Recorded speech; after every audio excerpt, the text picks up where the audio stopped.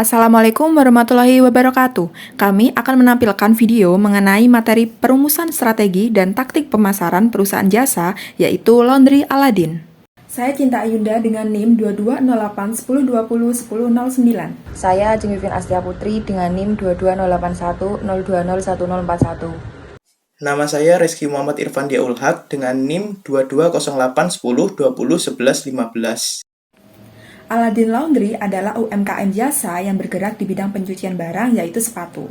Nah, perusahaan ini berada di Ruko Karimata Square dan memiliki 2 cabang lain, yaitu di Jalan Gajah Mada dan juga di Jalan Majapahit. Jenis layanan cucian yang disediakan adalah cuci kering baik satuan maupun kilpan.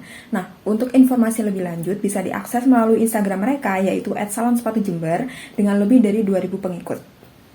Dalam mengidentifikasi kebutuhan calon konsumen, Laundry Aladin menemukan ada 5 faktor yang mempengaruhi pembelian atau penggunaan layanan jasa laundry oleh calon konsumen. Yang pertama ada kebutuhan fungsional, di mana calon konsumen menginginkan sepatu mereka dibersihkan secara efektif dan juga efisien tanpa merusak sepatu.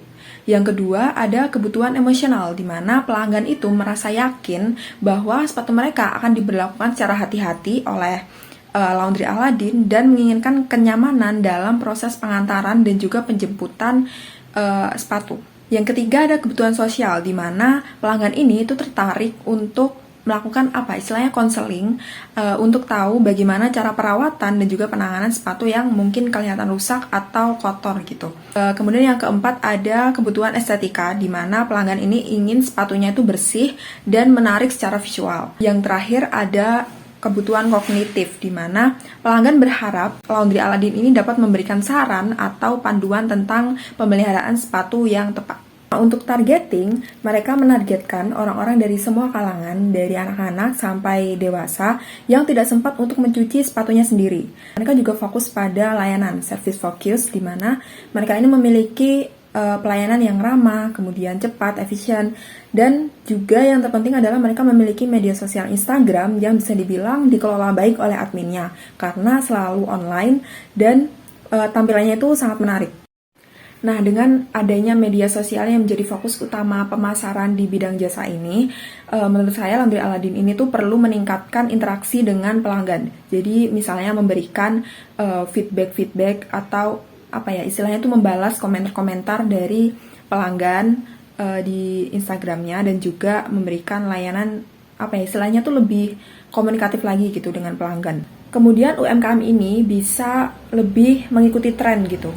Jadi bisa melakukan pemasaran yang sesuai dengan tren atau sesuai dengan apa yang lagi viral atau apa yang banyak digandrungi oleh para konsumen gitu. Misalnya membuat pemasaran yang efektif melalui video atau lainnya lah gitu, karena di akun media sosialnya itu tuh memang menarik secara visual, tetapi tidak ada video-video promosi yang gencar gitu. Kemudian untuk positioning, mereka memposisikan sebagai usaha laundry yang memberikan pelayanan berkualitas. Misalnya mereka ini punya mesin cuci yang berteknologi tinggi sehingga hasilnya akan lebih baik gitu.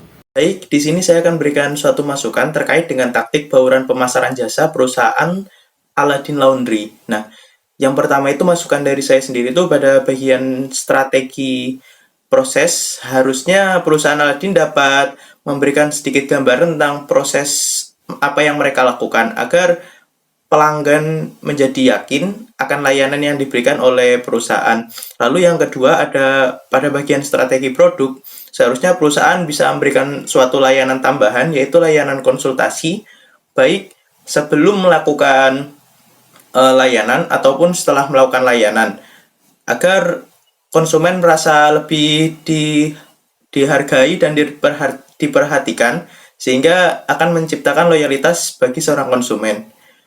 Nah, lalu yang ketiga ada pada bagian strategi harga, mungkin perusahaan dapat mencoba dengan sedikit membuat harganya menjadi bersahabat dengan mahasiswa, akan tetapi dengan pelayanan yang tidak banyak berkurang, agar perusahaan bisa meningkatkan pangsa pasarnya, karena di daerah Jember sendiri cukup banyak mahasiswa, sehingga itu juga akan menjadi peluang bagi perusahaan. Lalu masukan mengenai taktik harga yang digunakan dalam memasarkan jasa sendiri.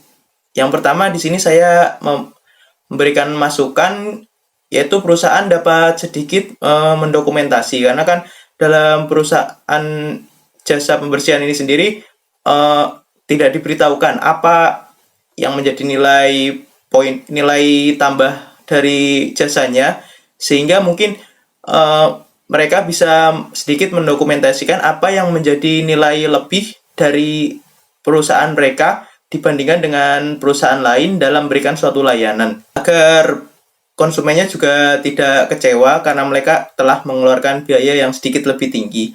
Lalu yang kedua, ada perusahaan dapat mencoba memberikan promo-promo seperti misalnya potongan harga, agar hal tersebut juga bisa menarik minat dari para pelanggan. Page selanjutnya yaitu rekomendasi taktik saluran pemasaran yang digunakan dengan memperhatikan value bagi calon konsumen pada perusahaan jasa Aladin Laundry. Nah, rekomendasi dari saya yang pertama yaitu pemasaran konten berbasis edukasi. Nah, di sini perusahaan Aladin Laundry dapat membuat konten yang bermanfaat bagi calon konsumen terkait tips perawatan pakaian, kemudian cara membersihkan noda-noda tertentu, atau informasi tentang bahan pakaian. Nah, konten tersebut bisa berupa artikel blog, kemudian video tutorial, dan infografis yang dapat dibagikan melalui situs web perusahaan dan media sosial.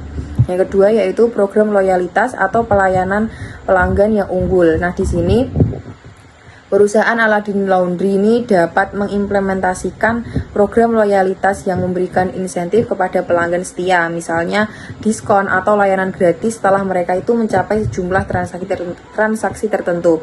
Nah, hal tersebut itu tidak hanya mendorong pelanggan untuk kembali, tetapi juga memberikan mereka nilai tambah atas setia atau loyal mereka. Nah, kemudian memprioritaskan pelayanan pelanggan yang ramah, responsif, dan berkualitas tinggi. Nah, pelanggan itu biasanya cenderung kembali dan merekomendasikan layanan kepada orang lain jika mereka merasa dihargai dan puas dengan pengalaman mereka. Selanjutnya yaitu pemasaran influencer. Nah, di sini perusahaan Aladin Laundry ini dapat melibatkan influencer yang relevan dengan demografi target untuk memperkenalkan layanan Aladin Laundry. Nah, influencer sendiri ini dapat menciptakan konten yang menarik dan meyakinkan, serta membantu memperluas jangkauan merek Aladin Laundry kepada audiens yang lebih luas. Kemudian selanjutnya yaitu rekomendasi taktik komunikasi pemasaran yang digunakan dengan memperhatikan bauran komunikasi pemasaran dalam menginformasikan value dan edukasi kepada calon konsumen pada perusahaan Aladin Laundry. Nah, rekomendasi dari saya ini yang pertama yaitu pemasaran konten yang terintegrasi. Nah, di sini perusahaan Aladin Laundry dapat membuat konten yang beragam seperti artikel blog, video tutorial, infografis, dan panduan perawatan pakaian dapat diakses melalui situs web perusahaan. Nah, di sini perusahaan Aladin Laundry dapat mengintegrasikan konten ini dengan saluran media sosial untuk menyebarkan informasi yang berguna kepada calon konsumen. Yang kedua yaitu penggunaan media tradisional dan online.